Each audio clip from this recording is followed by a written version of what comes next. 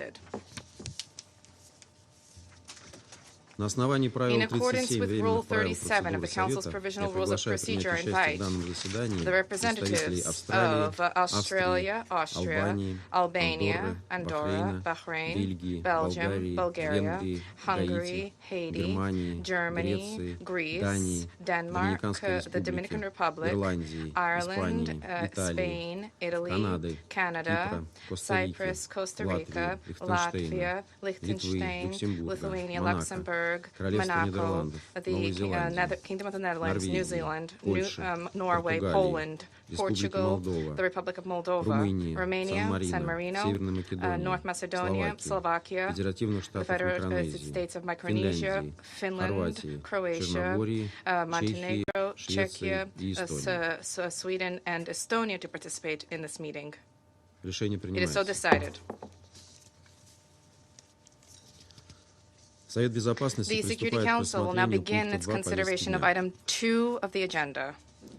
Members of the Council have before them document S/2024/557, the text of a draft resolution submitted by Albania, Andorra, Australia, Austria, Bahrain, Belgium, Bulgaria, Hungary, Haiti, Guyana, Germany, Greece, Denmark, the Dominican Republic, Ireland, Spain, Italy, Canada, Cyprus, Costa Rica, Latvia, Liechtenstein, Lithuania, Luxembourg, Malta, Monaco, the Kingdom of the Netherlands, New Zealand, Norway, Poland, Portugal, the Republic of Korea, the Republic of Moldova, Romania, San Marino, North Macedonia, Slovakia, Slovenia, the United Kingdom, and the United States of America, the Federated States of Micronesia, Finland, France, Croatia,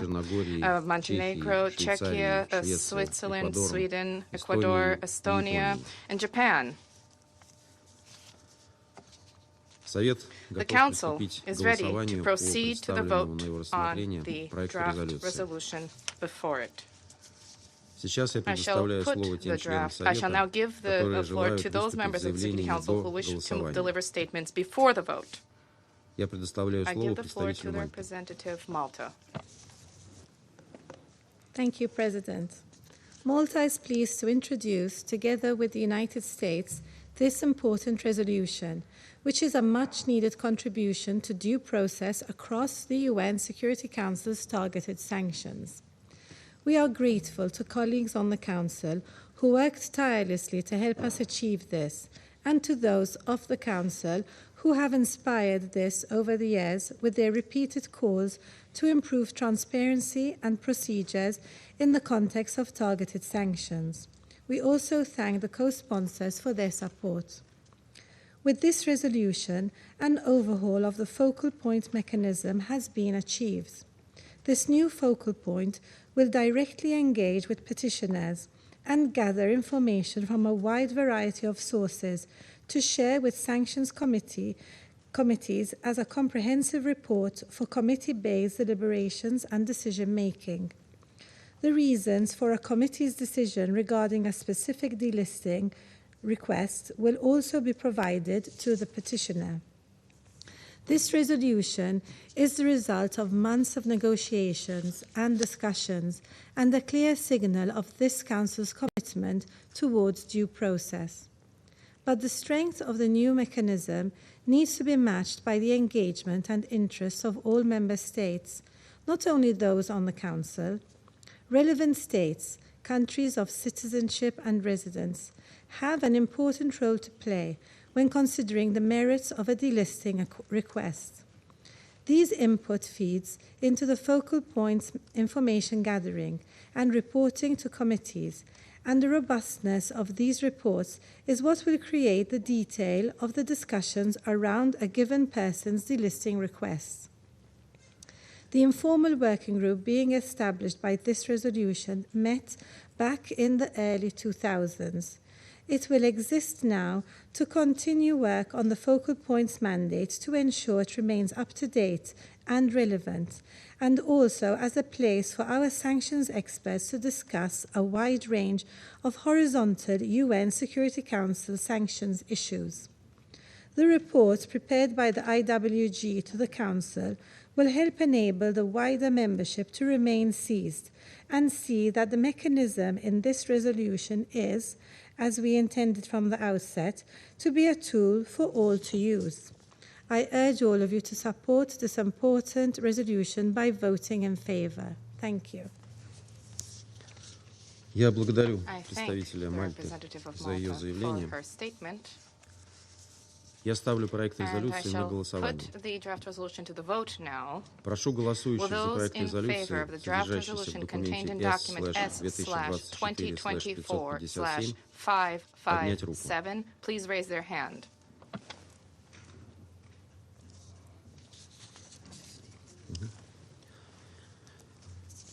Результаты голосования следующие.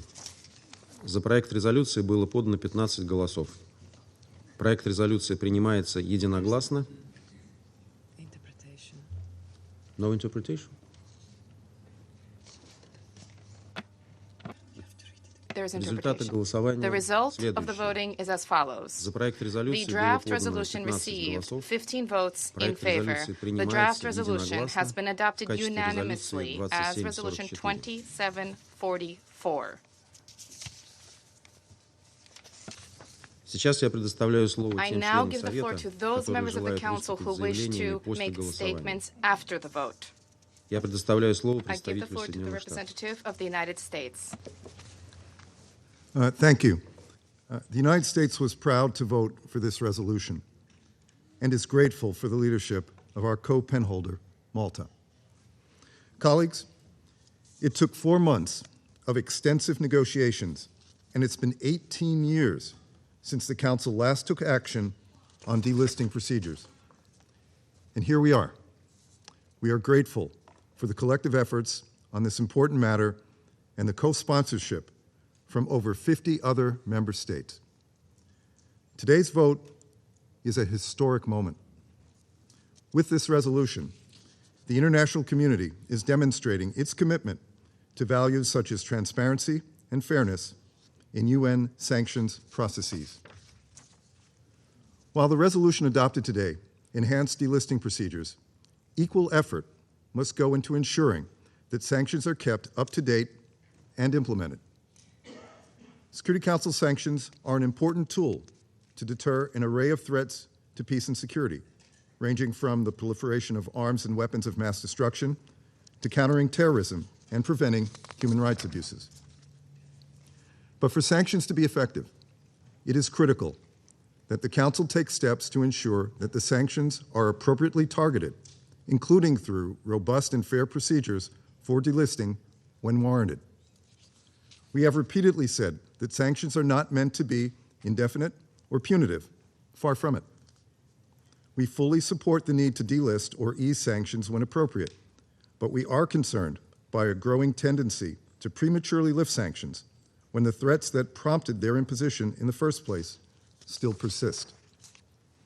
In addition, the obstruction of the work or appointments of experts and non-renewal of their mandates are degrading our ability to effectively use sanctions.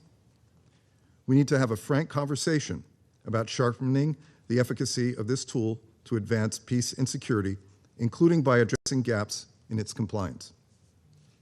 We hope the informal working group established by this resolution would provide the space for these frank conversations. The informal working group will allow experts to dive deeper into strategic issues impacting multiple sanctions regimes and streamline solutions to complex challenges that have not been resolved in silos. We hope this forum will result in concrete recommendations for sharpening this crucial tool for addressing threats to international peace and security. And we look forward to seeing reports on its progress. The United States is committed to bolstering the effectiveness of UN-targeted sanctions in service of peace.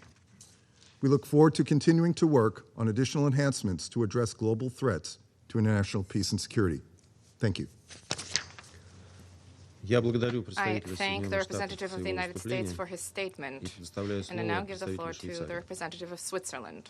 Merci, Monsieur le Président. Thank you, Mr. President. Le système des sanctions est le plus puissant Sanctions instrument non militaire de la are Charte the Charter's most pour amener des powerful individus ou non-military des instrument entités to comme des promote parties en respect for conflit à international respecter le law droit among international. individuals or Il est ainsi entities, such as précieux parties et to doit a toujours être conflict. utilisé They are avec therefore précaution invaluable, et en but respectant must l'état always de be droit. used with care and C'est with pourquoi la respect for the rule Suisse, of avec law. ses partenaires And du that is groupe why des États Switzerland, with like-minded sur les its sanctions partners of ciblées the de group of l'ONU, like-minded s'engage states on depuis près de 20 UN-targeted ans au sein sanctions, et en has been dehors de ce seeking for nearly Conseil 20 pour years within améliorer les and outside procédures the Council d'inscription et de to improve radiation. listing and Le delisting bureau du procedures. médiateur pour le régime The de Office sanctions of the 267 Ombudsman est un for the succès 1267 car il offre sanctions les garanties regime de is a procédure success nécessaires as it et offers the renforce necessary ainsi procedural l'efficacité des guarantees sanctions. and thus strengthens Nous the estimons qu'il effectiveness of s'agit là d'un sanctions. mécanisme We indépendant consider this modèle. independent Le review renforcement mechanism du the point ideal focal model. auquel nous sommes However, parvenus strengthening of unanimement the focal aujourd'hui point est that we have toutefois achieved un today grand pas dans la bonne is a direction.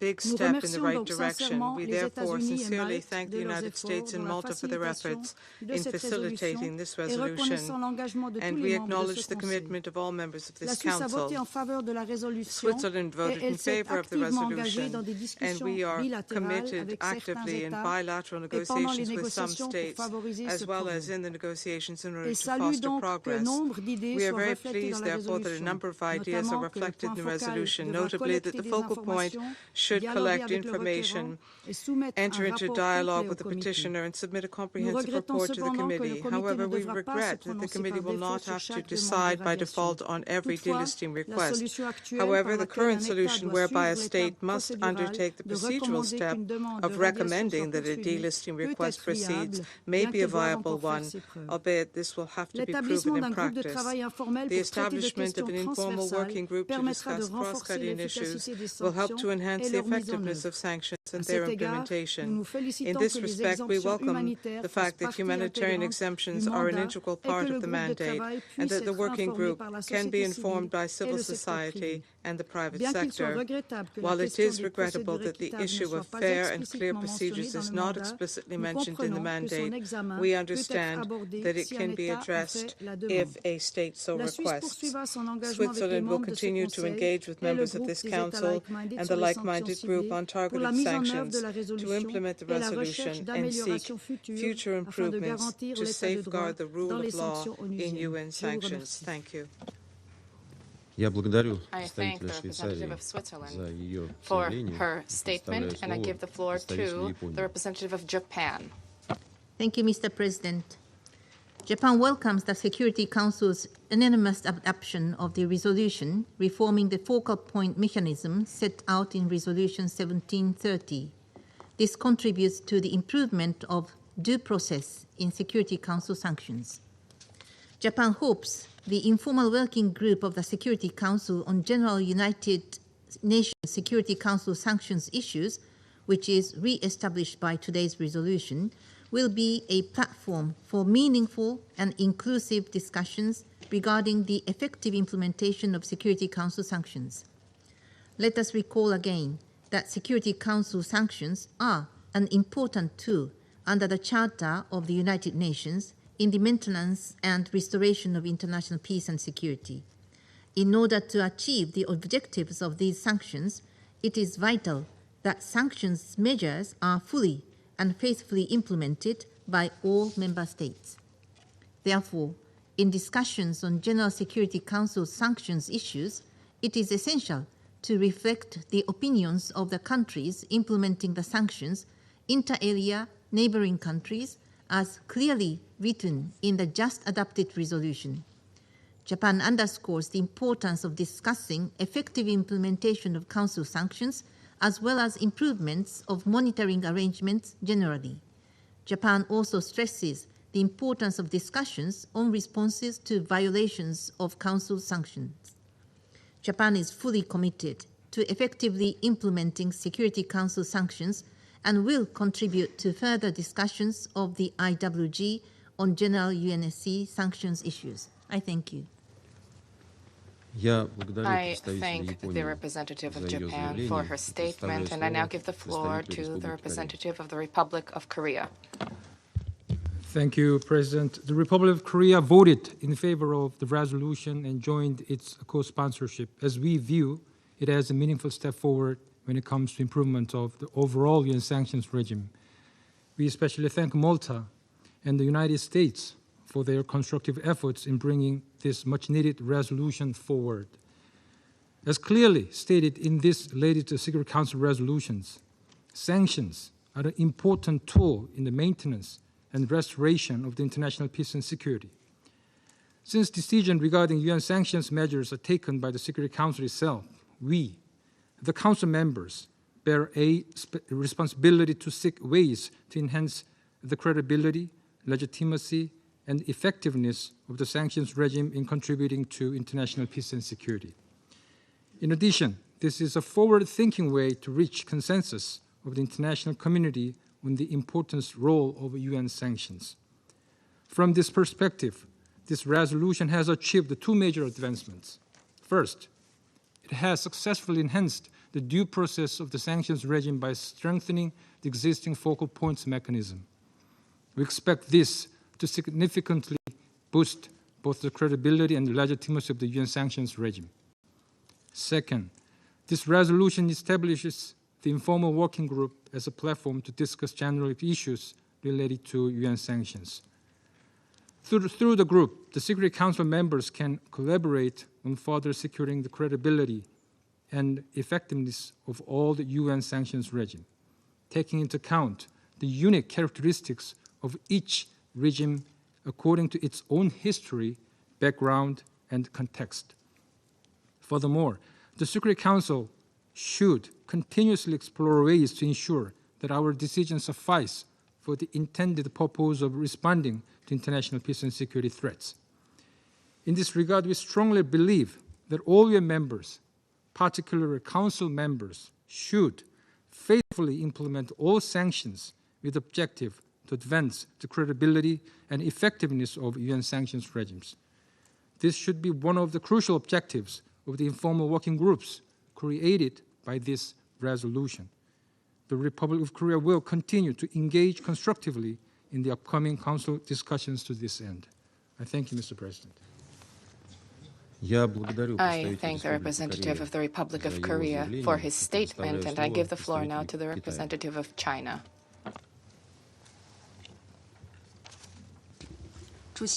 President, China welcomes the Council's unanimous adoption of Resolution 2744 and thanks Malta and the US for their efforts as co-pen holders. Since its establishment in 2006, the Council's focal point for sanctions delisting has played a communication and liaison role regarding delisting petitions. The resolution just adopted further requires the focal point to collect views widely for sanction committee's consideration in decision-making. This is a useful initiative to improve the delisting mechanism and will help sanction committees better understand the background information and make responsible decisions. We hope that the focal point will perform its duties in impartial and professional manner, and the Secretariat will make the appointment at an early date after seeking consent of the Council members. We call on the Council to continue to optimize the focal point mechanism to further bolster the fairness and effectiveness of its sanctions. President, sanctions are a special tool given to the Council by the UN Charter, aimed at creating conditions conducive to a political settlement, but their implementation often lead to negative impacts on affected countries, humanitarian situation, people's livelihood, and normal economic and trade activities. Some sanction regimes, without a clear and viable exit mechanism, have become a chronic constraint on countries concerned. In recent years, China has repeatedly called for the re-establishment of a working group on sanctions to have a comprehensive review of the Council's sanction system. Resolution 2744 mandates the establishment of an IWG on General Security Council sanctions issues, which will oversee the work of the focal point and discuss the challenges and problems of the Council's sanction system in general. It's encouraging progress. We look forward to the working group's guiding recommendations on improving the Council's sanction system to better serve the goal of maintaining international peace and security. Thank you, President. I thank the representative of China for her statement, and I now give the floor to the representative of Guyana. Mr. President, I have the honor to deliver this statement on behalf of the A3+, namely Algeria, Mozambique, Sierra Leone, and my own country, Guyana, after the affirmative vote of the A3+ members on the resolution that has just been adopted. The A3+ welcomes the unanimous adoption of this resolution that seeks to strengthen due process in the operation of the focal point mechanism across the relevant sanctions regimes. While acknowledging that sanctions are important tools in the maintenance and restoration of international peace and security, it is equally important that there is a defined system that reviews and assesses petitions of individuals listed to discourage perpetuity. Thus, our persistent call for a defined review timeline were aimed at ensuring that the mechanism is continuously reviewed to reflect current realities. The continuous review of the mechanism, coupled with the establishment of an informal working group, represents a balanced solution that reflects the Council's ability to forge consensus from diverse viewpoints. Through diligent negotiations, we have managed to transform the focal point mechanism into a robust framework that prioritizes due process. What was once a simple procedure has now become a system interwoven with safeguards and clear processes. The evolution from the initial text to this final iteration is remarkable, and we express commendations to the delegations of Malta and the United States for ably steering the process, and to all delegations for the constructive spirit in which they approached the negotiations. We further welcome the elevated role of the focal point. Now it serves not merely as a communication channel, but as a pillar of fairness in the delisting process. The provision for a comprehensive report with factual observations elevates the mechanism from a formality to a substantial tool for justice. Mr. President, the A3+ believes that a time-bound review of the mechanism will have been a useful addition to the resolution. We nonetheless hope that the provision for a continuous review of the mechanism would be fully implemented so that any gaps could be addressed early on. While the adoption of this resolution represents a significant step forward, it is merely a waypoint in our ongoing work. The true test lies in the rigorous implementation of its provisions.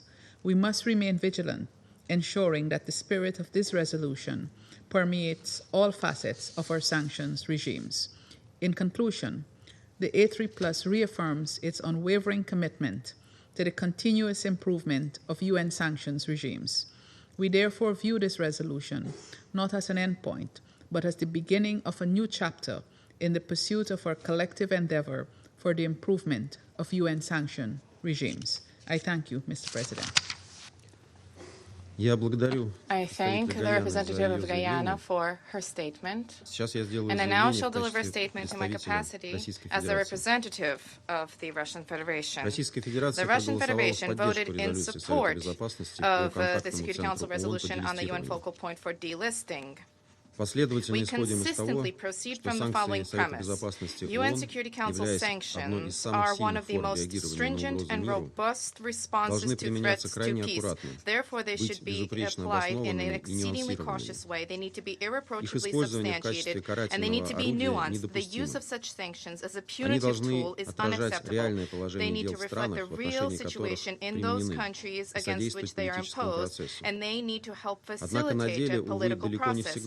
However, in fact, alas, the Council far from always manages to adhere to this approach. And this is related to the fact that in recent years, in recent decades, the Security Council has increasingly, at the encouragement of Western states, wielded sanctions instruments. Against this backdrop, we repeatedly stress the importance of a regular assessment of sanctions measures, with an emphasis on their adequacy, fairness, and effectiveness, as well as the need for their subsequent modification and for the negative repercussions thereof to be taken into account. And at the same time, indefinite sanctions fail to meet these criteria.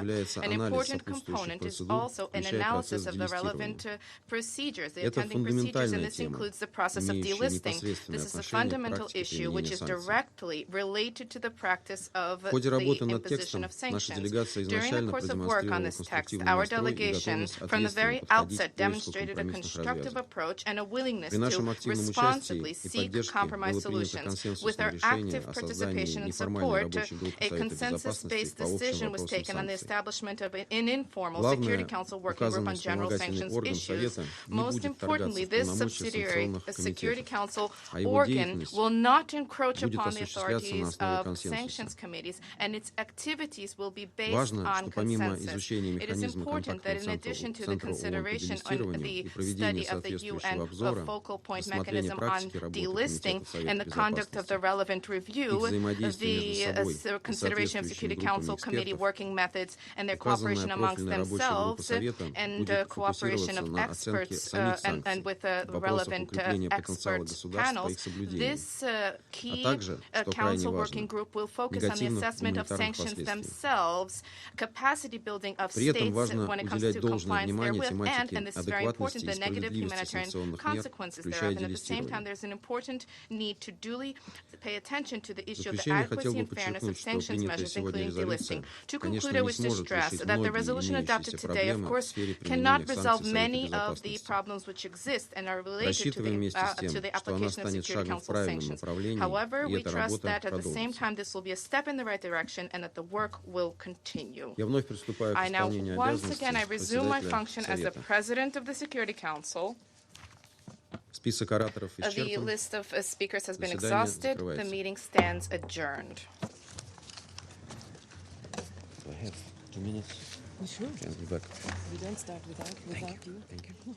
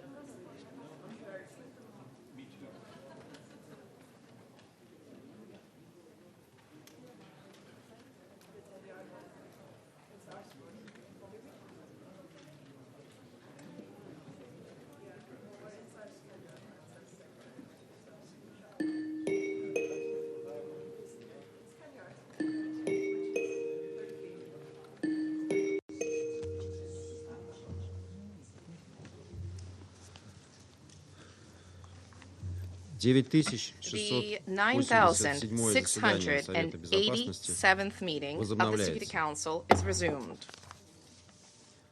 I wish to remind all speakers to limit their statements to no more than 3 minutes in order to enable the Council to carry out its work expeditiously. After 3 minutes, the flashing light on the microphone will prompt speakers to bring their remarks to a close. I now give the floor to the representative of Norway. Thank you, President. As the horrors in Gaza continue following the terror attack by Hamas on Israel, which Norway has strongly condemned, we would like to make 4 points. 1. The civilian population must be protected. The series of recent attacks across Gaza, in Gaza City and Khan Yunis, in a designated safe zone, have killed and injured hundreds of civilians, including children and rescue workers. Any presence of Palestinian armed groups among civilians in violation of international humanitarian law does not exempt Israel from complying with the principles of proportionality, distinctions, and precaution.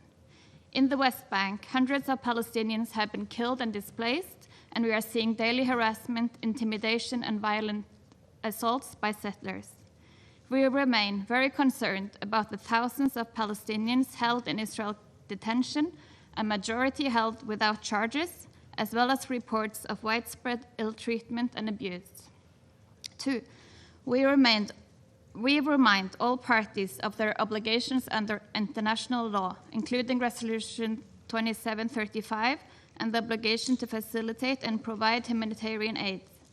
We remain very concerned about the hostages still in Gaza, the conditions they are held under, and reports of mistreatment. We call for their immediate and unconditional release. President, in its advisory opinion rendered today, the International Court of Justice is crystal clear. Israeli policies and practices are to be considered annexation of large parts of the occupied Palestinian territory. This is a violation of international law and must come to an end. This is an unequivocal message to Israel, which we expect them to comply with immediately. Recent decisions by Israel in the West Bank, such as transferring power from IDF to civil administration, appropriating land as state land, and legalizing illegal outposts, are creating new facts on the ground. These decisions, held together with Israel's decades-long policy of dispossession, land confiscation, house demolitions, and establishing illegal settlements, undermine efforts for peaceful resolution to the conflict and threaten regional stability. Norway condemns any action aimed at altering the demographic composition, character, and status of the territory occupied since 1967. 3. The Palestinian people have a right to self-determination. They deserve a well-functioning Palestinian government. We urge Israel to release all Palestinians' clearance revenues and maintain corresponding bank relations. We encourage donors to increase their support to the PA. 4. We also remain deeply worried about the regional situation, including on the Israeli-Lebanese border.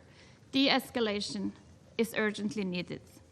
President, in May, Norway recognized the State of Palestine. This followed from a long-held commitment to the two-state solution as the only viable way to freedom, peace, and security for both Israelis and Palestinians. In closing, we would like to stress that if we want to see the realization of the two-state solution, we must commit to taking concrete and irreversible steps towards this end. Recognition is one such step. Norway hopes others will follow and look forward to discussion on this matter in the time to go. I thank you. I thank the representative of Norway for her statement, and I give the floor now to the representative of Timor-Leste. Thank you, Mr. President. Timor-Leste profoundly empathizes with the struggles of the people of Palestine.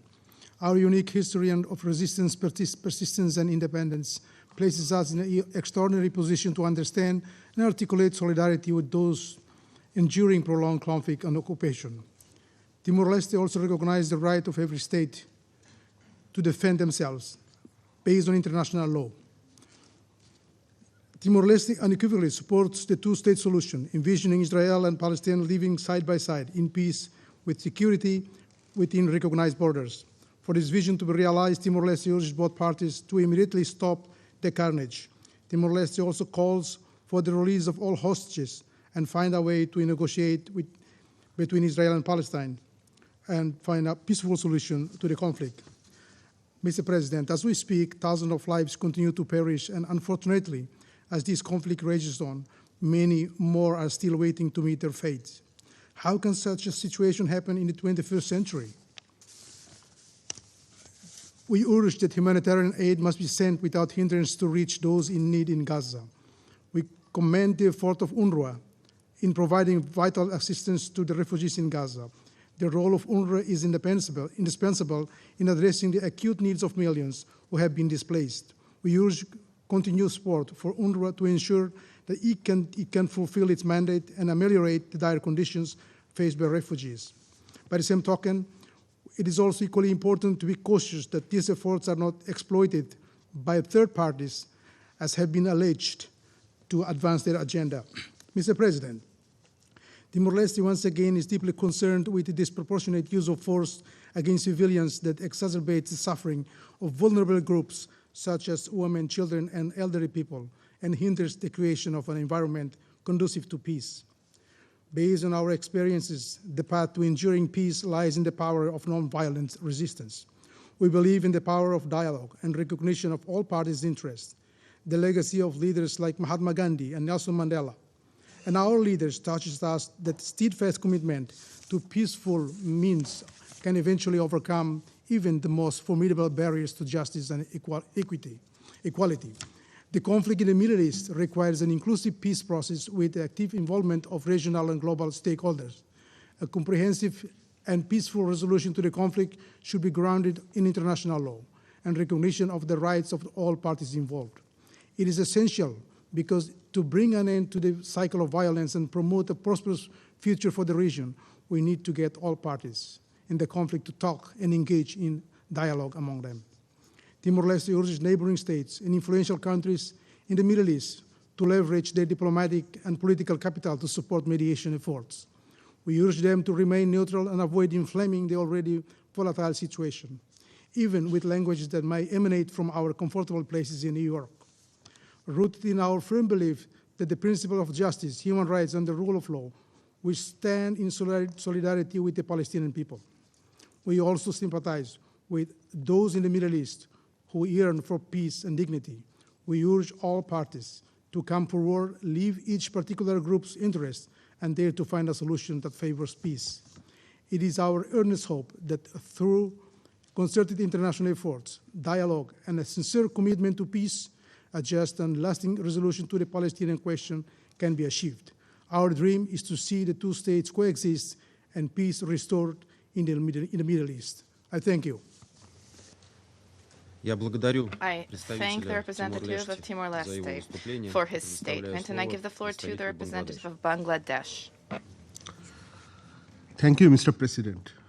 We thank the Presidency of the Russian Federation for convening this open debate on a subject matter which has indeed become the greatest threat to international peace and security, as well as to global efforts to uphold human rights.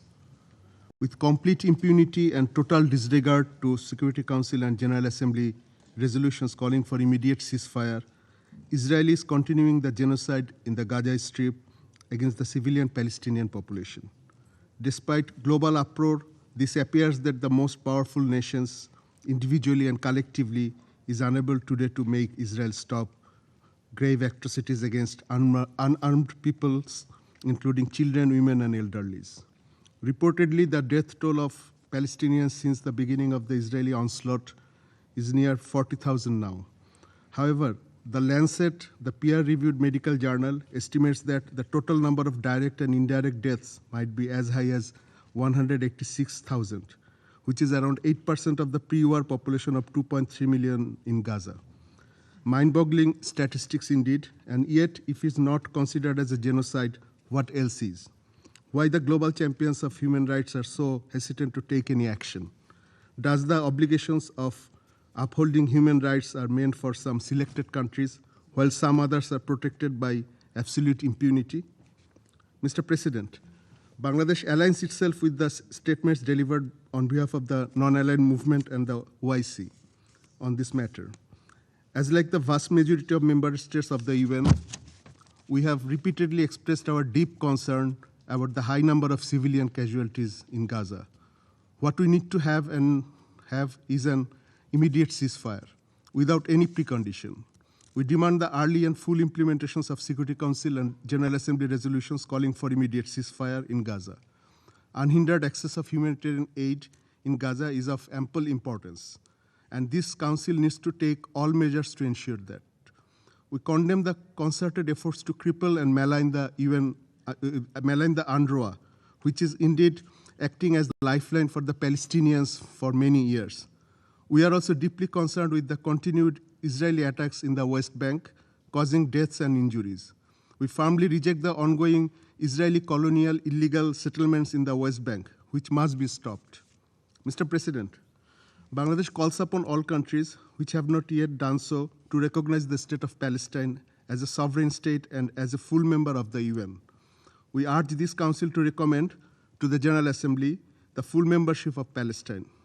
This, in our view, would be an important precursor for resuming negotiations on the two-state solution, the pathway on which almost all member states, including the Friends of Israel, has expressed their support. Mr. President, the ongoing atrocities against a defenseless civilian population in Gaza cannot go unaccounted. This is particularly important to ensure that genocides do not take place in future. We have a number of member states who are vocal about noble causes like the responsibility to protect and the protection of civilians. Unfortunately, some of their positions about the ongoing Gaza massacre is really frustrating. We welcome the role of the International Criminal Court and condemn all acts of intimidation. We call upon the Israeli government to abide by the directives of the International Court of Justice. In conclusion, Mr. President, we feel encouraged to see that the mass people around the globe have risen their voice against such unabated, heinous mass atrocities against unarmed civilians in Gaza. Hope this would compel their political leaderships to take concrete actions, bilaterally and multilaterally, to stop this killing of innocent civilians in Palestine. Bangladesh would continue its support to the two-state solution and would join in any multilateral effort aimed at facilitating to bring peace and ensure the right of self-determination of the people of Palestine. Israel needs to understand that an independent Palestinian state based on the pre-1967 border and with East Jerusalem as its capital is the only solution with sustained permanent peace and security for all. And this cannot be achieved through any other means. They must immediately stop their brutal and genocidal military campaign in Gaza, must stop illegal settlements and attacks in the West Bank, and must go back to the negotiating table for achieving the two-state solution. The UN Security Council, as the prime body of maintaining international peace and security, needs to play its due role in this regard. Failure in this regard would further erode the credibility of the UN system, especially of this Council. I thank you. I thank the representative of Bangladesh for his statement, and I now give the floor to the representative of Spain. Señor presidente, han pasado ya 9 meses desde que Hamas lanzase sus brutales ataques terroristas contra Israel el 7 de octubre y desde que la Franja de Gaza se viera sumergida en una guerra de proporciones desconocidas. El sufrimiento de la población civil de Gaza, que se encuentra ya, con casi 40.000 víctimas mortales y el largo cautiverio de los rehenes, es insoportable e insostenible. Los recientes ataques sobre el campo de refugiados en Al-Mawasi demuestran que no hay ningún lugar seguro para los civiles en Gaza. No existe alternativa que el alto el fuego pase a ser de una posibilidad a una certeza. Solo un alto permanente aliviará el sufrimiento de la población civil en Gaza, permitirá la entrada rápida, masiva e ininterrumpida de ayuda humanitaria y la liberación segura e inmediata de los rehenes. Por ello, seguimos apoyando el esfuerzo de los mediadores de Qatar Qatar, Egipto y Estados Unidos en la negociación de la última propuesta de alto al fuego, cuyos términos están recogidos en la resolución del Consejo de Seguridad 2735. Las partes tienen que avanzar en la siguiente fase y la comunidad internacional necesita comprometerse con el alto al fuego y su consolidación en un fin permanente de las hostilidades. En el contexto actual de la crisis humanitaria, el papel de las Naciones Unidas y muy especialmente la labor de UNRWA en asistencia a millones de refugiados palestinos es crucial, fundamental, tanto en Gaza como en toda la región. Por eso rechazamos cualquier impedimento o traba a su acción, los intentos por designarla como un grupo terrorista o expulsarla de Jerusalén o el bombardeo de sus centros y escuelas en Gaza, y lamentamos desde luego la muerte de 197 de sus trabajadores. El comisionado general de UNRWA ha denunciado que su sede en Gaza se ha convertido en un campo de batalla y que ha sido destruida. Es inaceptable. El respeto del derecho internacional y el derecho internacional humanitario deben ser la guía para la actuación de la comunidad internacional y las decisiones del Tribunal Internacional de Justicia, y deben cumplirse y aplicarse de inmediato. El fin después de las hostilidades será fundamental para avanzar hacia la estabilización y la reconstrucción. La asunción de todas las responsabilidades plenas de gobierno es un objeto para el que la autoridad necesitará todo el apoyo de la comunidad internacional. Por eso es necesario que ese apoyo se dirija al ambicioso programa de reformas que ha empezado a aplicar el primer ministro Mustafa. Sin embargo, todo ese apoyo no será suficiente si la autoridad palestina no tiene acceso a sus propios recursos, que deben ser liberados de inmediato. En todo caso, el apoyo más importante que se le puede dar a la autoridad palestina para asumir los retos venideros es dar al pueblo palestino una perspectiva política para un horizonte de futuro y dignidad. El reconocimiento oficial del Estado de Palestina que España realizó el pasado día 28 de mayo está encaminado en esa dirección. Por lo tanto, deseamos con ello construir la paz, equilibrar las futuras negociaciones entre las partes y defender la legitimidad del derecho internacional. El reconocimiento es un factor clave en la solución política que la región necesita de inmediato. Un primer paso en la materialización de la solución de los dos estados, que es la única vía hacia la paz en la región. Por eso España impulsa la celebración de una conferencia de paz con las partes y la comunidad internacional como el mejor marco en el que avanzar hacia esa materialización de la solución de dos estados. Hasta ahora, más de 90 estados han suscrito esta idea. Deseamos que esta Organización de las Naciones Unidas lo haga suya y lo convierta en realidad, para que se haga con la mayor legitimidad internacional posible. La semana de alto nivel de la Asamblea General de Naciones Unidas en septiembre nos ofrece una oportunidad extraordinaria para implementar la solución de los dos estados y encontrar fórmulas para avanzar hacia una paz justa y duradera en la región. Muchas gracias. Я благодарю представителя I thank the representative of Spain for his statement, and I give the floor now to the representative of Portugal. Mr. President, since the last open debate on the situation in the Middle East, the Security Council has adopted Resolution 2735, ordering a ceasefire in the Gaza Strip. However, that decision was not implemented by the parties, and we are witnessing a military ground invasion of Rafah, despite all the warnings against it, and a humanitarian disaster unfolding over the Palestinian population in the Gaza Strip. We underline the importance of respecting the Security Council's decisions and international law with the UN at its core. Not doing so will only deteriorate the political and security global governance we live in. Full compliance with international humanitarian law is not an option. It is a legal obligation and a moral responsibility towards humanity. Portugal will always reaffirm its condemnation of Hamas and other armed Palestinian groups for the terrorist attacks of the 7th of October and for keeping hostages captive.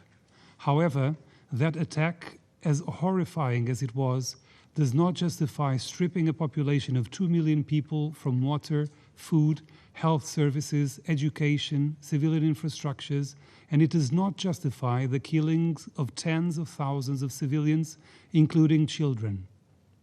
The ongoing war in Gaza has created a new acronym, WCNSF, Wounded Child, No Surviving Family. This outcome will not destroy Hamas, it will fuel resentment and reinforce its ranks over time. Mr. President, we reiterate our call for an immediate and permanent humanitarian ceasefire in the Gaza Strip to save lives and reach out to all those in need. A continuous and safe delivery of humanitarian aid is indispensable to save Palestinian children from malnutrition and preventable diseases, repair hospitals and schools, and save lives. In this regard, UNRWA is an indispensable actor in Gaza and in the region and must be supported. Portugal joined last week's statement on shared commitments alongside 118 countries. An immediate ceasefire is the most pressing priority, and we support all diplomatic efforts in that endeavor. Furthermore, we deem it is fundamental to increase our tailored support to the Palestinian Authority and its reform efforts, strengthening its legitimacy and governance ability in preparation for its role in the day after, with a view of the two-state solution. The situation in the West Bank is also highly volatile. We strongly condemn the continued Israeli policies of settlement expansion and land dispossession, and the use of disproportionate violence by radical settlers and Israeli security forces. Such actions are in violation of international law and further undermine the efforts to achieve a two-state solution. We also very much concerned with reports of violence from Palestinians against Israelis. 2024 is already the worst year in the West Bank since the Second Intifada, an alarming trend that must be redressed. Tensions along the Blue Line are also worrisome. Against this background, it is crucial to prevent an expansion of hostilities in the north of Israel and in Lebanon. Mr. President, in closing, Portugal calls on all parties to strike a long-awaited ceasefire agreement, enabling a permanent cessation of hostilities and creating the conditions for safe and unhindered humanitarian operations in the Gaza Strip. We must turn this war into a new political horizon of hope and recommit to the two-state solution as the only way to put an end to so much suffering and violence and reach a durable peace in the region. Thank you. I thank the representative of Portugal for his statement, and I now give the floor to the representative of Cuba. Señor Presidente, Mr. President, saludamos la celebración de este debate we welcome the abierto, holding of this presidido open debate, inicialmente por el initially presided excelentísimo over señor by His Sergei Excellency Ministro de Sergei Relaciones Lavrov, Exteriores Minister de la for Foreign Federación de Affairs of the Rusia. Russian Federation. Suscribimos las declaraciones de We Uganda endorse the en statements nombre made by del Uganda movimiento de países on no behalf of the alineados non-aligned de la movement, República Bolivariana by the de Bolivarian Venezuela, Republic of en nombre Venezuela, del Grupo de on Amigos behalf of en the group of Defensa friends de in la Carta defense de las of the Naciones UN Unidas Charter, y de Senegal and by en su Senegal condición de as presidente del chair Comité para el of ejercicio the de los Committee for derechos the exercise inalienables del of the pueblo inalienable palestino. rights of the Palestinian El people. Consejo de Seguridad The Security debe hacer Council cumplir sus must propias enforce its own resoluciones sobre la resolutions cuestión de Palestina, on the issue of sin más Palestine dilación, without any para further poner delay fin a la in order to ocupación put an ilegal end israelí to y al Israel's desplazamiento illegal forzoso occupation de los and to the palestinos forced de su propia displacement of tierra. Palestinians from their own A pesar de la land. condena de la comunidad Despite internacional, condemnation by the continúa international el genocidio community, en la franja de Gaza. genocide in Gaza Israel, continues. la potencia Israel, ocupante, the occupying actúa power, con impunidad, is acting with aprovechando impunity, la actitud taking cómplice advantage del gobierno de los of the Estados tacit Unidos. approval by the Urge U.S. el government. inmediato We cese call al for the fuego immediate and permanente permanent y que se ponga ceasefire, fin a los and we call crímenes for an de end guerra y de to lesa war humanidad crimes and crimes que se against continúan humanity, cometiendo which contra el are sufrido being pueblo committed palestino. against the beleaguered En Palestinian people. correspondencia con nuestro firme In line compromiso with de our apoyar firm y commitment to contribuir support en todo lo and to posible contribute con los esfuerzos to the best of our internacionales ability to para poner international fin efforts al to put an genocidio, end to Cuba the ha genocide. decidido Cuba intervenir has como decided to tercera intervene parte en el as a third procedimiento party contencioso in the iniciado case por brought Sudáfrica by South contra el Africa Estado de against Israel the State of ante la Israel Corte Internacional before the de International Justicia. Court of Justice. Ante la cada vez más catastrófica situación humanitaria, Given the growing es indispensable catastrophic humanitarian eliminar situation, los obstáculos para la entrega we de must ayuda put an humanitaria. end to the obstacles to the Respaldamos delivery of la humanitarian inmediata aid. admisión de Palestina We support como Estado the miembro immediate de la ONU, inclusion of Palestine as a member state imprescindible of the United para avanzar Nations. hacia la This is solución an essential definitiva step del conflicto. for Demandamos determining una a solución amplia, definitive justa solution to the y duradera conflict. We del call for a conflicto broad, just, and lasting palestino-israelí solution to the sobre la Palestinian base Israeli de la conflict creación de on the dos basis estados of que a permita two-state al solution. pueblo palestino This would enable the ejercer su Palestinian derecho people a la libre to exercise their determinación right to y a disponer self-determination de un Estado and to libre, have a free, independiente y independent, soberano and sovereign dentro de state las fronteras anteriores a within 1967 con pre-1967 Jerusalén borders Oriental with como East su Jerusalem capital as y capital. que garantice igualmente el derecho al retorno This de would los also refugiados.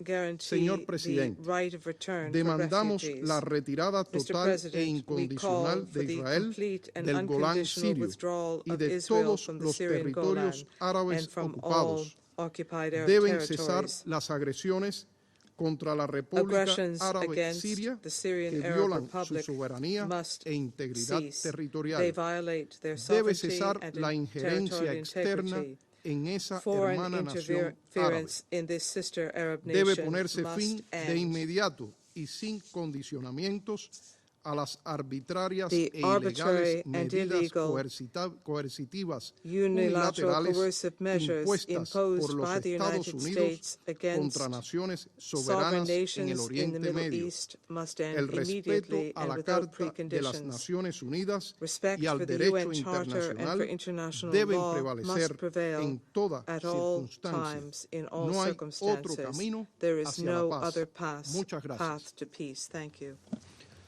Я благодарю представителя Кубы I за thank the его representative of заявление Cuba и for предоставляю the слово statement, and I now представителю give the floor Омана. to the representative of Oman.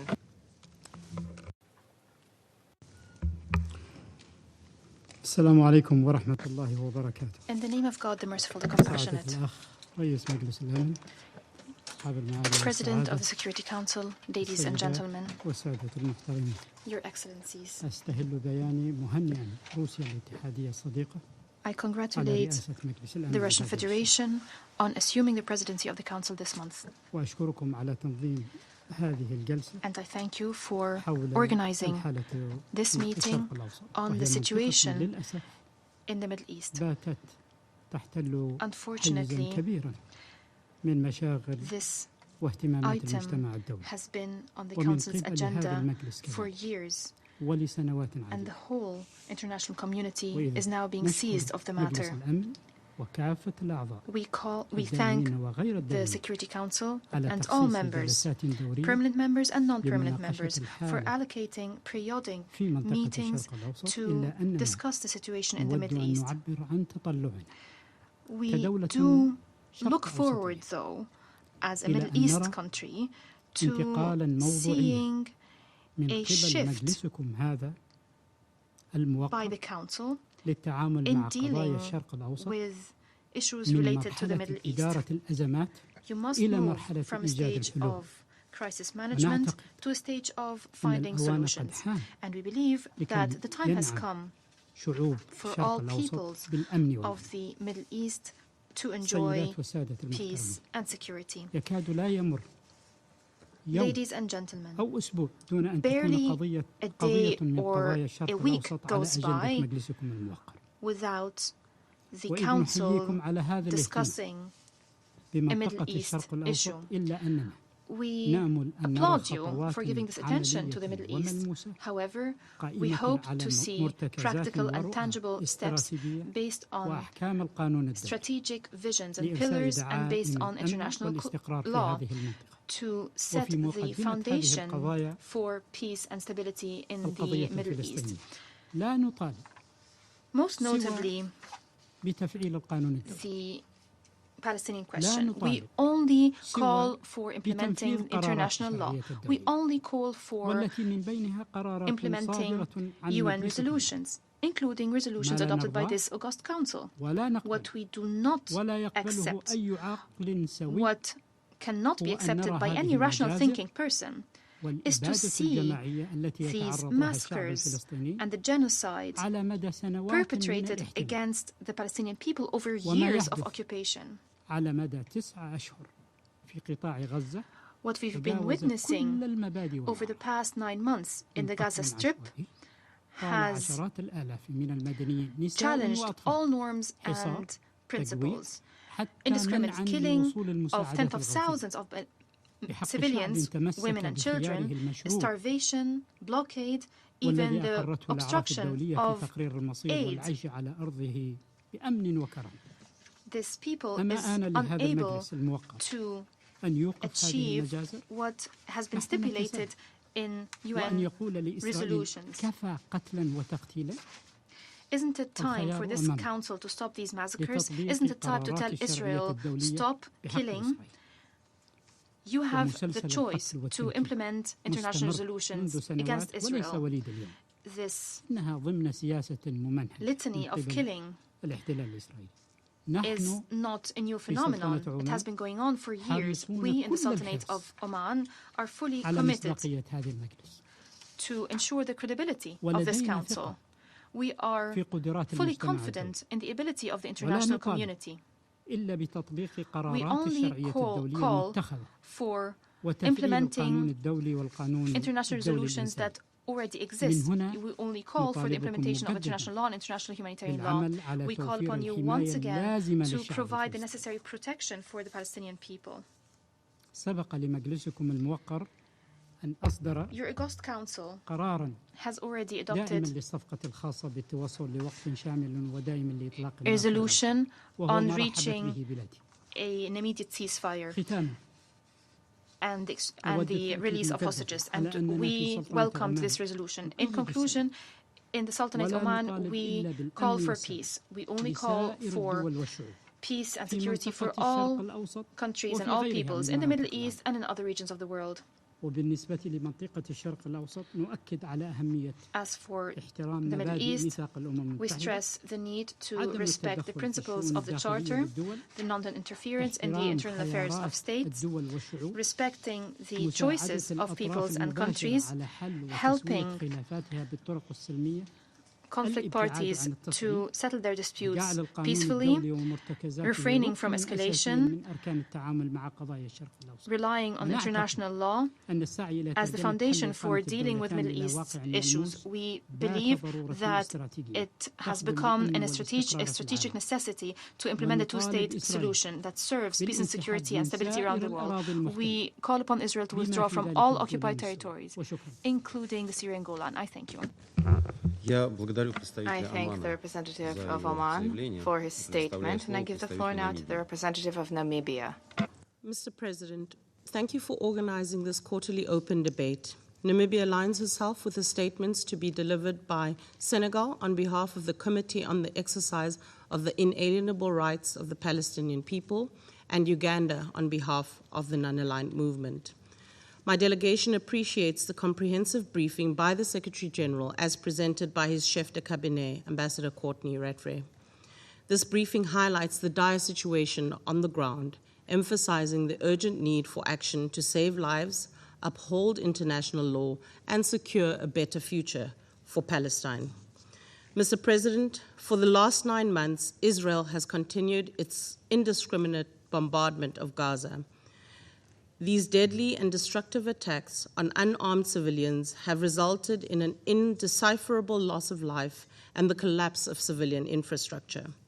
The ongoing collective punishment constitutes a breach of international law and sends a disturbing message of impunity.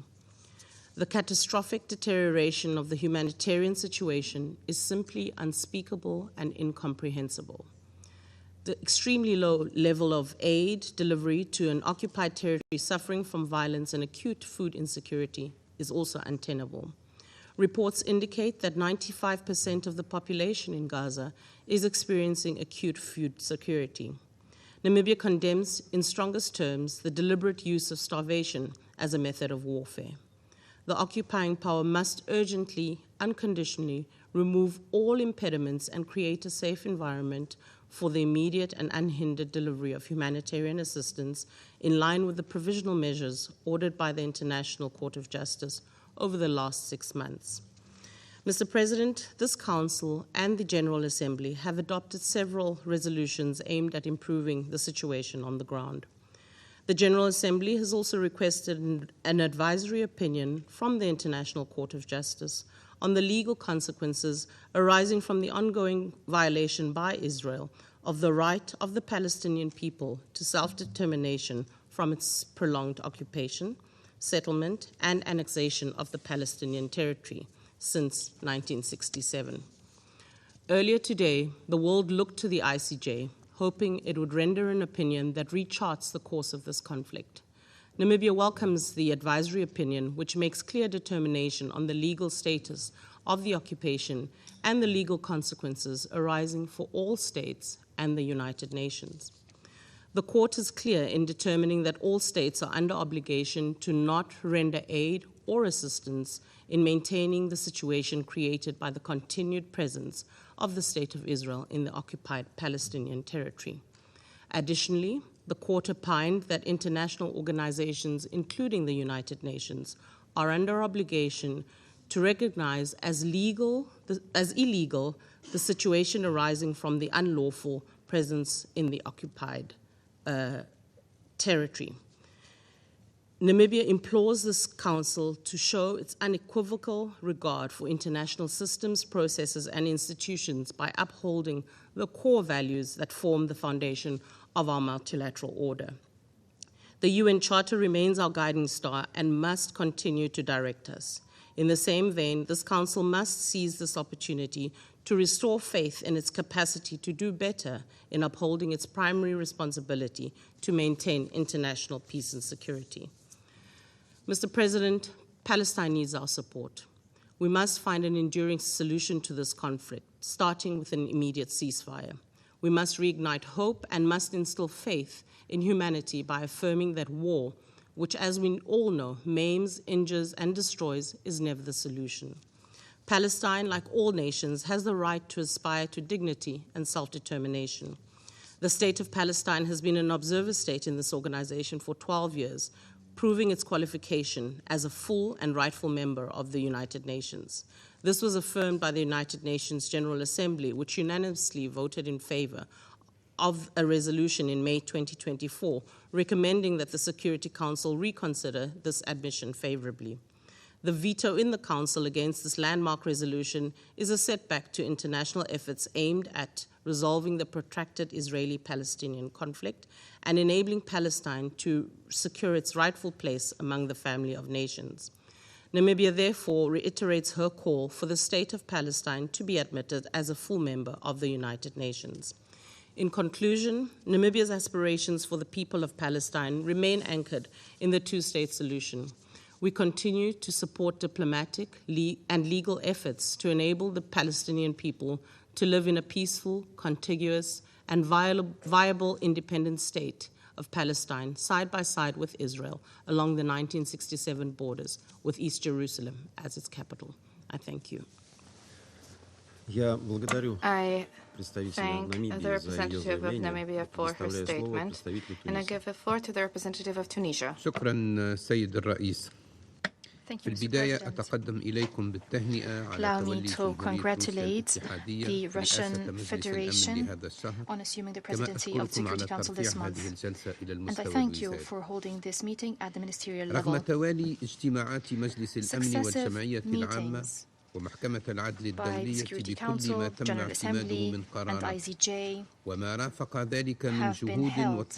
Numerous resolutions have been adopted. These undertakings came with significant efforts and initiatives. Nevertheless, aggression continues against Gaza and the rest of the occupied Palestinian territories. Occupation forces persist with their war crimes, crimes against humanity, genocide, and the worst forms of atrocities against the Palestinian people without respecting international law, international humanitarian law, or any international and human norms.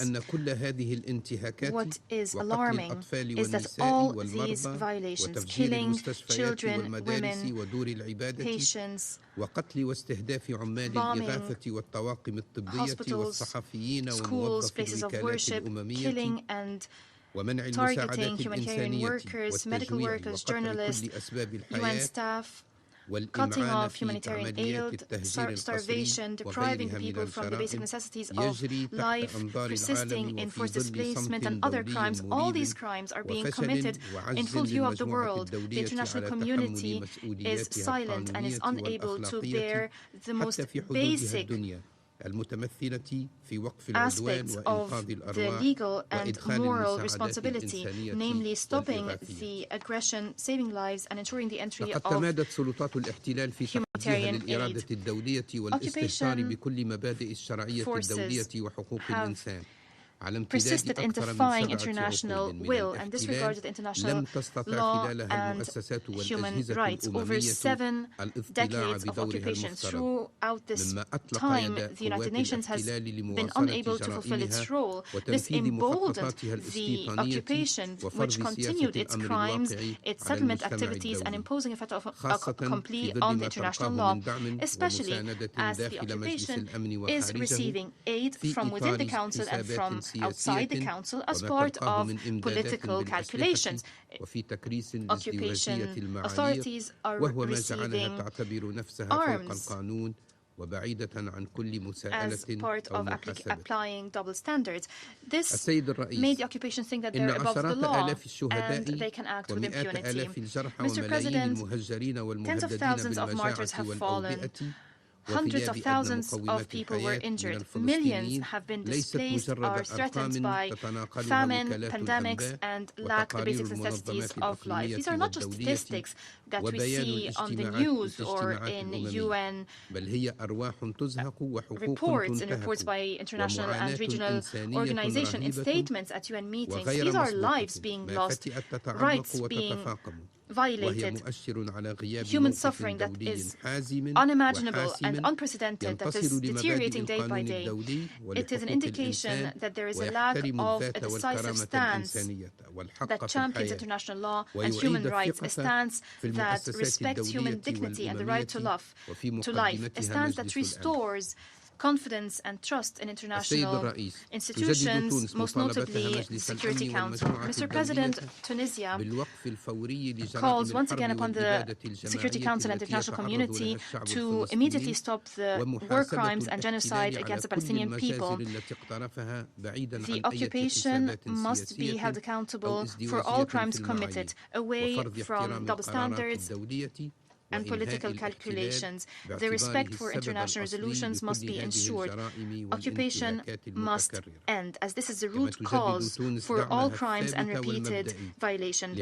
Tunisia reiterates its firm support to the Palestinian people in restoring its inalienable legitimate rights, which are imprescriptible, most notably the right to self-determination and the right to establish an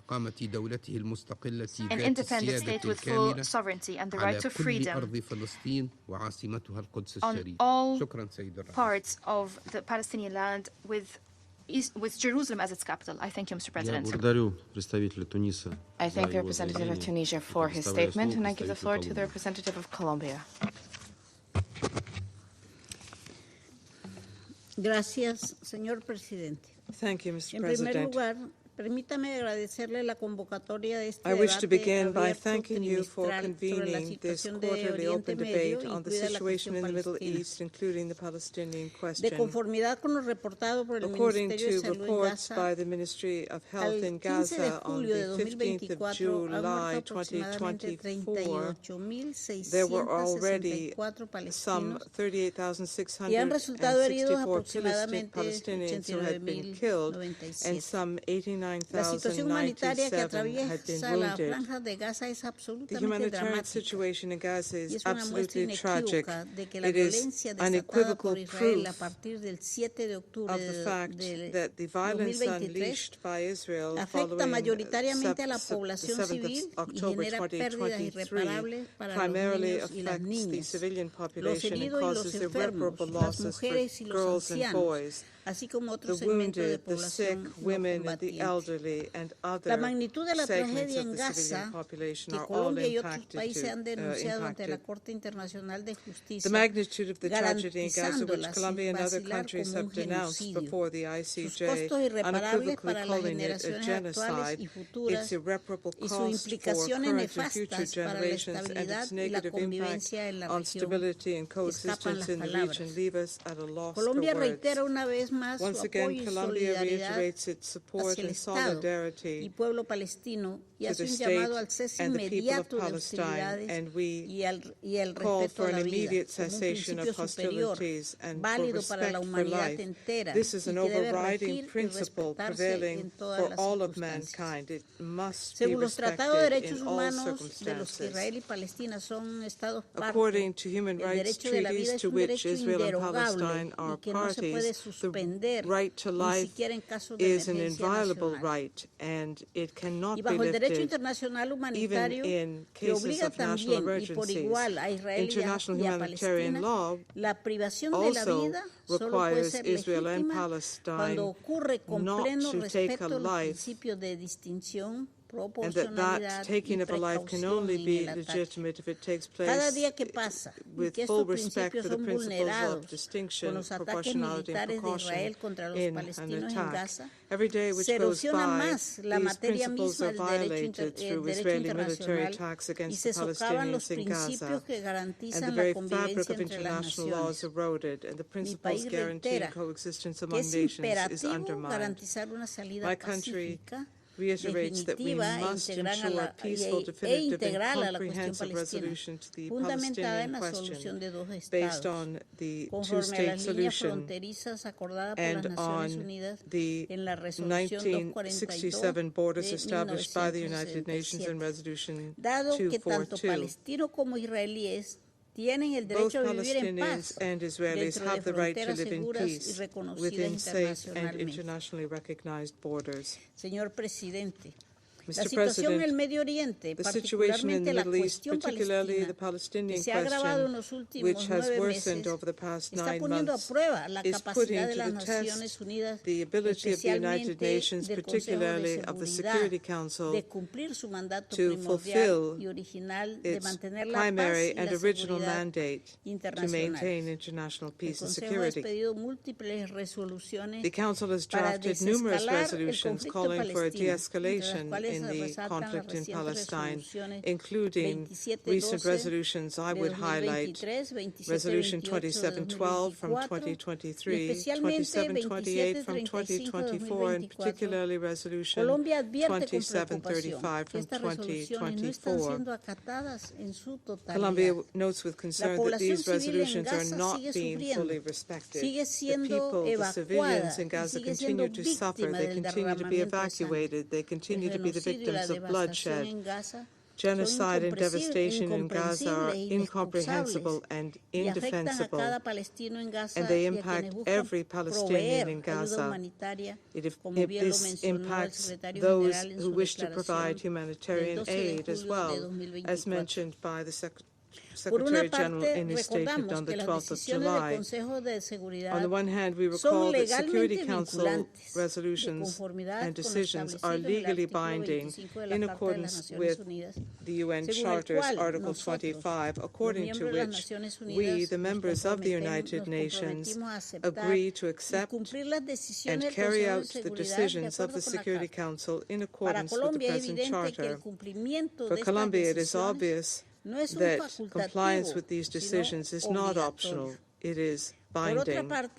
Moreover, my country would underscore the fact that while the Security Council was established with the responsibility to ensure rapid and effective action on the part of the United Nations to maintain international peace and security, it requires the commitment of all member states to accept and carry out the decisions of this institution for which it was created in order to function properly. Every time a Council resolution is disregarded or deliberately ignored by states and by the parties in the conflict towards whom the resolution is directed, it is the Council and this system of collective security enshrined in the Charter that loses legitimacy. The true victim of this progressive and systematic weakening of international law is none other than the international community. We are the ones, the peoples of the United Nations, who are impacted. For these reasons, Colombia would urge all member states to comply with the resolutions I referred to immediately. And we would ask the Security Council to do everything within its reach to enforce these decisions. I would ask Israel to comply with the ICJ ruling, which came out just a few hours ago, confirming that the occupation is illegal. Israel must put an end to this occupation and provide reparations for victims. It cannot be, no organization can recognize this situation as legitimate, nor the occupying power. The ICJ made a very clear case for this Council and other bodies of this organization to act immediately and to put an end to this violation of international law. In conclusion, we reaffirm the support of President Gustavo Petro's government of change to resolve the conflict in Gaza and to find a lasting solution to the Palestinian question. Thank you. I thank the representative of Colombia for her statement, and I give the floor to the chair of the Committee on the Exercise of the Inalienable Rights of the Palestinian People, His Excellency Mr. Sheikh Inyang. Mr. President, distinguished Council members, at the outset I would like to congratulate Russia for assuming the July presidency of the Security Council, and to His Excellency Minister Lavrov for presiding over this meeting. I also thank Mr. Courtney Rattray, Chef de Cabinet of the Secretary General, for his briefing. The committee is grateful for the tireless efforts of the Secretary General toward achieving a just and lasting solution to the question of Palestine in accordance with international law and relevant United Nations resolutions. In April, we urgently called on the Security Council to heed the General Assembly and the growing public demand for an immediate ceasefire in Gaza. Israel's relentless and disproportionate military actions in densely populated Gaza have caused more than 38,000 dead and 85,000 injured, while displacing over 1.9 million Palestinians. The Security Council must demand an immediate halt to Israeli military actions, reject the normalization of such atrocities, the wanton killing of non-combatant, including women, children, and the elderly. The Security Council must also demand an immediate halt of all violations being committed against the civilian population under Israel's occupation. We welcome the long overdue listing of those committing grave violations against children as detailed in this year's report of the Secretary General on Children and Armed Conflict. This step must contribute to accountability and help deter the heinous crimes being perpetrated against children in this prolonged conflict. Dear Council members, our collective inaction is shameful and exacerbates Gaza's humanitarian catastrophe. We must make our slogans a reality, support the Palestinian people's inalienable right to self-determination, and fulfill our commitment to leave no one behind. Women in Gaza, who are the majority of the victims, are bearing increased caregiving and domestic burdens in tents and makeshift shelters. The situation worsens daily as families are forced to move from one Israeli designated so-called safe zone to another, none of which being actually safe, as they are all targets of Israeli bombings. The majority of the 2.3 million Gazans are forced to live amid rubble and garbage, scores of dead bodies lying around, and a demolished sanitation system are heightening the risk of disease. Hunger is a painful reality afflicting the entire population, while Israel continues to hamper delivery of humanitarian assistance. The committee reiterates its strong support to the work of UN agencies in the occupied Palestinian territory, including East Jerusalem and Gaza. We unequivocally decry Israel's steps to undermine UNRWA and prevent the agency to implement its GA-mandated activities. As the Secretary General stated at the recent UNRWA pledging conference, there is no alternative to UNRWA. We must protect its staff and mandate. Distinguished Council members, violence in the occupied West Bank, including East Jerusalem, continues at alarming levels, driven by Israel's army and settlers. Palestinian communities continue to suffer an ongoing Nakba, forcibly driven from their land and becoming dispossessed. According to the Israeli press, hundreds of Palestinians in East Jerusalem are facing eviction. Israel provocations, ongoing challenges to the historic and legal status quo at the holy sites, and growing Judaization of the city put pressure on its Palestinian and Arab inhabitants, risking further tensions and violence. We reiterate that any action taken by Israel to impose its laws, jurisdiction, and administration on the holy city of Jerusalem are illegal. We condemn the expansion of illegal settlements and outposts fueled by state policy and Israeli extremists. All settlement activity must stop. The committee acknowledges efforts by Egypt, Qatar, and the US to broker a ceasefire and the release of hostages.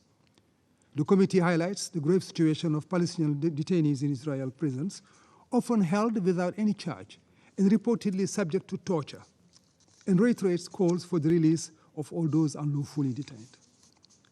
As has been stated in this chamber many times, this conflict has wider ramifications. We must strive for peace in occupied Palestine, including East Jerusalem, and must demand adherence by all to the UN Charter's principles to prevent proliferation of conflicts that threaten regional stability and global peace and security. UN resolutions and international law are clear. As the occupying power, Israel has the obligation to protect Palestinian civilians. The committee calls for humanitarian access to assist the civilian population and without delay. The committee recently concluded delegation visit to CARICOM, ASEAN, and the OIC to advocate for Palestinian rights. We warmly welcome the recent recognition of Palestine by Barbados, the Bahamas, Jamaica, and Trinidad and Tobago, as well as by Armenia, Ireland, Norway, Slovenia, and Spain. The committee encourages every country that has not done so to recognize Palestine, affirming the inalienable right of the Palestinian people to self-determination and independence. Recognition is an investment in peace and brings hope to the Palestinian people.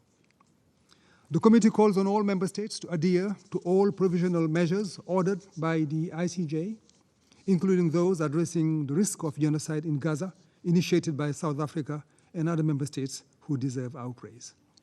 Disregarding ICJ's orders undermines the international legal system and jeopardizes peace and security which this council must preserve.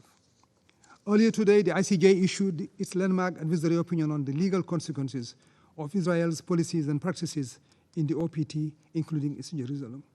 The court declared Israel's continued presence in the OPT since 1967 unlawful and called on Israel to bring it to an end as rapidly as possible. It urges Israel to cease all settlement activities, evacuate all settlers, and provide reparations to all natural and legal persons concerned in the OPT. The court also advised that all states are under an obligation to not recognize as legal the situation arising from this unlawful presence of Israel in the OPT and not to render aid assistance in maintaining the current situation.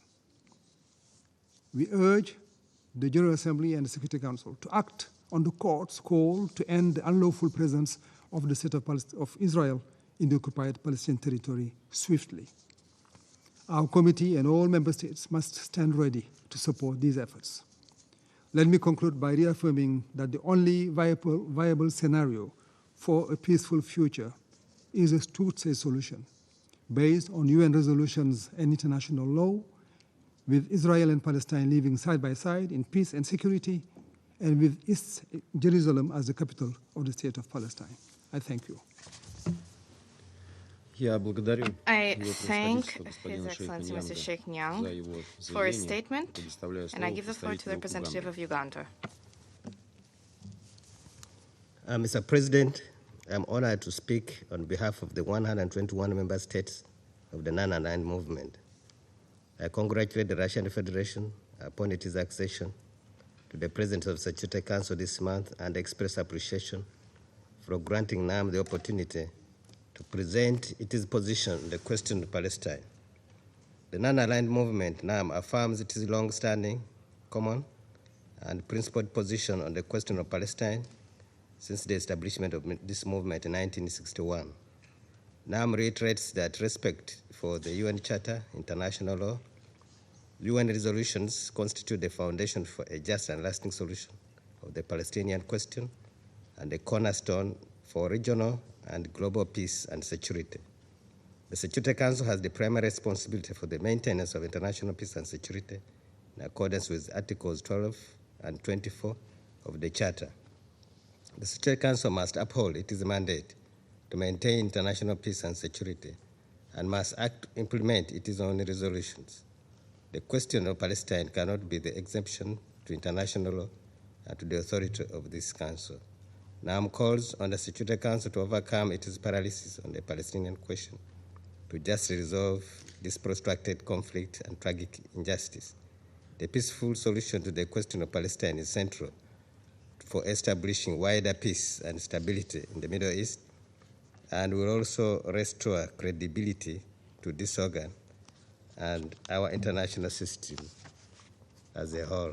Mr. President, NAM condemns in the strongest terms all forms of violence, particularly Israel military attacks and Israel collective punishment against the Palestinian people in grave breach of international law, humanitarian and human rights law, including inter alia the killing and injury of tens of thousands of Palestinian civilians, including many children, women, humanitarian workers, and journalists that began in October 2023 against the besieged Gaza Strip, as well as attacks by the Israel occupying forces and extremist settler militias in the West Bank, including East Jerusalem, and the wanton destruction of lives and property. NAM demands an immediate and complete cessation of all forms of violent repression and the illegal Israeli policies and practices against Palestinian people and other nations in the region. The Non-Aligned Movement demands an immediate, durable, and permanent ceasefire in accordance with the relevant UN Security Council resolutions, reaffirms the obligation on Israel and international humanitarian law regarding the provision of humanitarian assistance. NAM demands that Israel allows, facilitates, and enables the immediate, safe, and unhindered delivery of humanitarian assistance at scale directly to the Palestinian civilian population throughout the Gaza Strip, and demands the full implementation of Security Council Resolution 2720, and calls upon all states to cooperate with the UN mechanism established by the aforementioned resolution to accelerate the provision of humanitarian relief consignments to the Gaza Strip. NAM also demands the immediate and unconditional release of all hostages and ensuring humanitarian access to address their medical and other humanitarian needs. NAM members expressed their grave concern about the treatment of Palestinian prisoners by Israel especially child prisoners and detainees, including torture, solitary confinement, and prolonged administrative detention, inadequate access to proper medical care, education, family visits, and military trials. In this regard, NAM calls for proper international access to Palestinian prisoners and detainees, including children. NAM recalls Security Council Resolution 2334 of 2016, which provides for a viable path to peace, setting forth the essential requirements and parameters for the realization of a just outcome on the basis of a two-state solution based on the June 4th, 1967 lines, and ensuring the fulfillment by the Palestinian people of their inalienable rights, including to self-determination and independence of the State of Palestine, with East Jerusalem as its capital, and a just solution for the plight of the Palestinian refugees in accordance with the General Assembly Resolution 1943. Similarly, the member states of the movement continue to call for full respect for and implementation of provisions of Resolution 233/2016 and all other relevant resolutions regarding the complete cessation of all Israeli settlement activities and the status of the occupied East Jerusalem.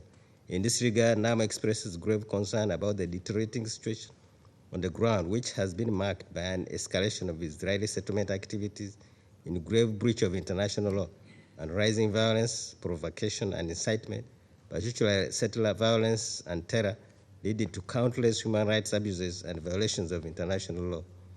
Action must be taken immediately to help de-escalate this volatile situation that must include a halt to all unilateral and unlawful measures by Israel, the occupying power, in the occupied Palestinian territory, including East Jerusalem. Actions that violate the Security Council resolutions, including violations of the historic and legal status quo of Jerusalem and its holy sites, are provocative, dangerous, and destroy the prospects of peace.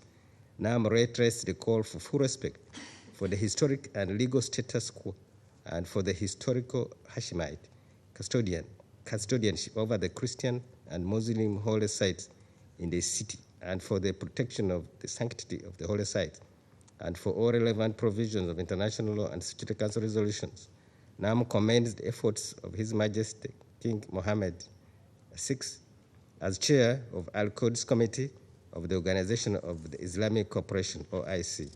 Mr. President, NAM calls for the continued provision of the needed humanitarian and socio-economic assistance to the Palestinian people, including the Palestinian refugees. The movement reaffirms the continued indispensability of the United Nations Relief and Works Agency for Palestinian Refugees in the Near East, UNRWA, along with other United Nations agencies and international organizations, in alleviating their plight, and urges the international community to provide the agency with sufficient and predictable funding. In this connection, the NAM reiterates grave concern regarding the lack of accountability for all violations committed by Israel in the occupied Palestinian territory, including East Jerusalem.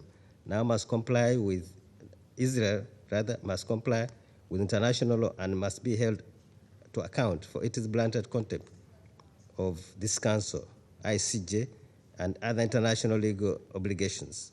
Now member states, therefore, continue to call for international action to ensure a cessation of hostilities and accountability for the violations of international law. About the situation in the occupied Syrian Golan, the movement reaffirms that all measures and actions taken or to be taken by Israel, the occupying power, such as its illegal decision of 14th December 1981 that proposed to alter the legal, physical, and demographic status and institutional structure, as well as the Israeli measures to apply its jurisdiction and administration there, are null and void and have no legal effect. In this regard, in line with NAM's principled position, the movement once again demands that Israel abides by Security Council Resolution 497 of 1981 and fully withdraws from the occupied Syrian Golan to its 4th June 1967 borders in implementation of the Security Council Resolution 243 of 1967 and 338 of 1973.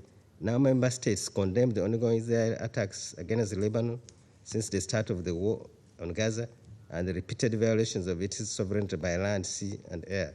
They also condemn Israel's use of internationally prohibited weapons on civilian targets, especially white phosphorus and indiscriminate bombing of villages in southern Lebanon, in addition to targeting of civilians, journalists, Lebanese armed forces bases, and the impacts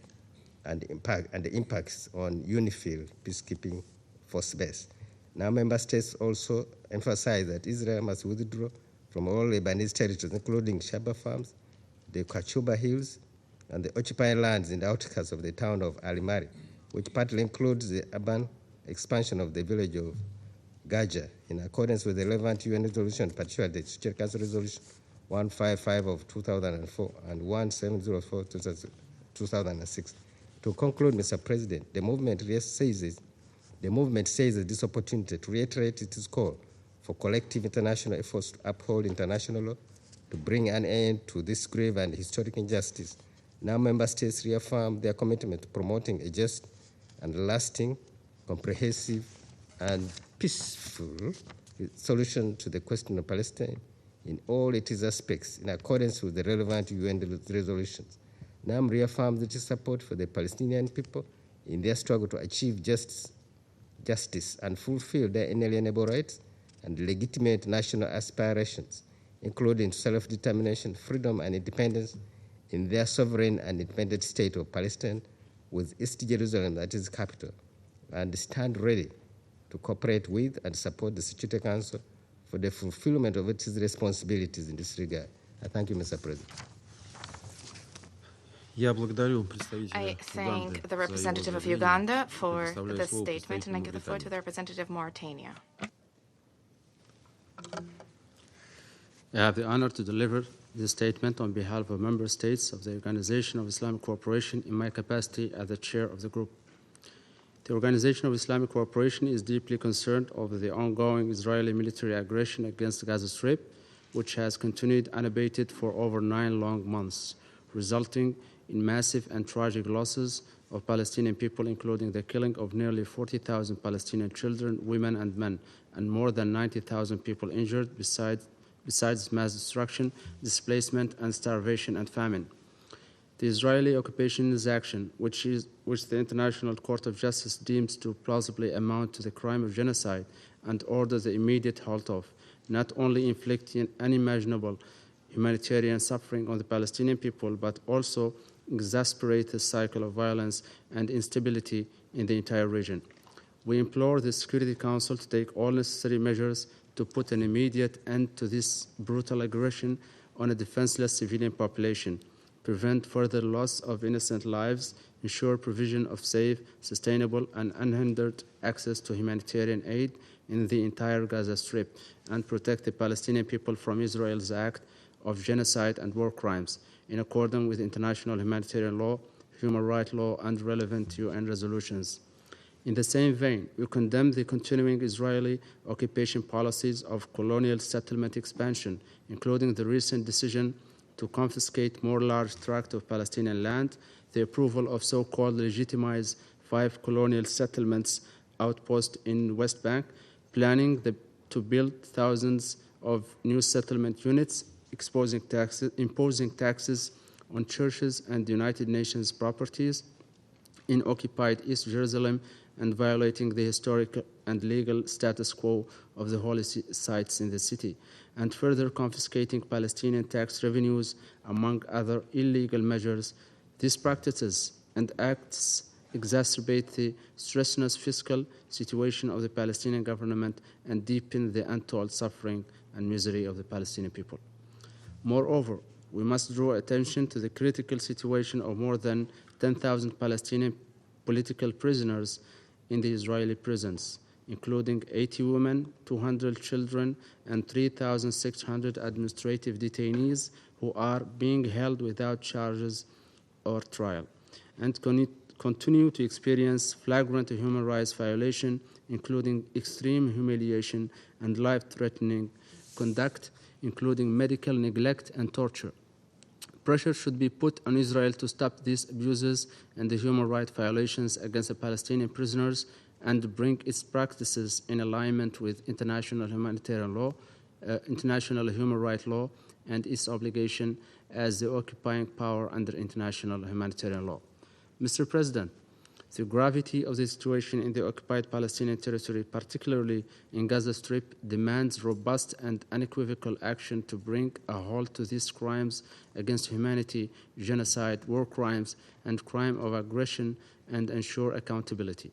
The international community must demonstrate in its unwavering commitment to the principles of justice and the rule of law, and ensure the perpetrators are held accountable for the crimes they have perpetrated. The ICC and the ICJ have a critical role to play with a view to providing protection for the Palestinian people, upholding international law, and ensuring justice for the victims and deterring further atrocities. Mr. President, the OIC underscores the utmost political importance of East Jerusalem as an integral part of the Palestinian territory occupied since 1967 and the capital of the State of Palestine. Its demographic composition, as well as the historical and legal status of its religious shrines, including Al-Aqsa Mosque, must be respected and protected. We affirm that any decision or measures aiming to illegally alter the character and status of Jerusalem are null and void, according to international law, the relevant United Nations resolutions, and will undermine the prospect for a just and comprehensive peace and threaten to ignite a dangerous religious war that must be averted. The OIC reiterates that Al-Haram al-Sharif is an exclusive place of worship for Muslims and that the Jordanian administration of Jerusalem's Awqaf Al-Aqsa Mosque affairs is the competent authority to manage its affairs, and stresses in this regard the role of the historic Hashemite custodianship over the Islamic and Christian holy sites in Al-Quds in protecting sanctities, their identity, and the existing historical and legal status herein. The OIC commends the continuing effort made by His Majesty King Mohammed V, Chairman of the Al-Quds Committee, to protect the Islamic holy sites in Al-Quds Sharif and to stand up to the measures taken by the Israeli occupation authorities with the aim of Judaizing the holy city, and appreciate the tangible role played by the Beit al-Maqdis al-Sharif agency emanating from Al-Quds Committee through implementing development projects and activities for the benefit of the residents of the holy city and supporting their steadfastness. Excellencies, while commending the indispensable role of UNRWA in providing life-saving assistance to the Palestinian refugees across the region, the OIC rejects the attempt of Israel, the occupying power, to undermine its operation and vital roles, particularly in the occupied Palestinian territory, including East Jerusalem. In this regard, the OIC condemns this in the strongest possible terms the libelous claims made by Israel against UNRWA in specific and the United Nations as a whole, and condemns the recurrent and horrific bombing of its schools and premises, which are serving as a shelter for thousands of displaced Palestinians, resulting in the loss of innocent civilian lives and massive injuries.